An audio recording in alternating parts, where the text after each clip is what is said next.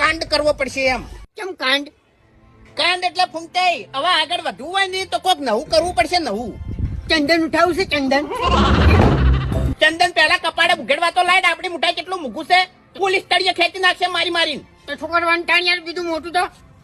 હું વાંચ્યું કરું છું ખબર છે કે પુષ્પા ખબર છે મજૂરીઓ નહીં રહેતો 4% છે ની ભાગીદારી થાય છે, પાર્ટનર થઈ જાય છે, લાખ રૂપિયા નુકસાન ખાઈને.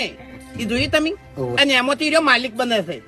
એટલે આપણે છે ને માલિક બનવાનું છે. માલિક એવું એમ? હા. છેલ્લા પણ છેલ્લા વાઘું આપણે પાસે તો કોઈ છે જ નહીં યાર.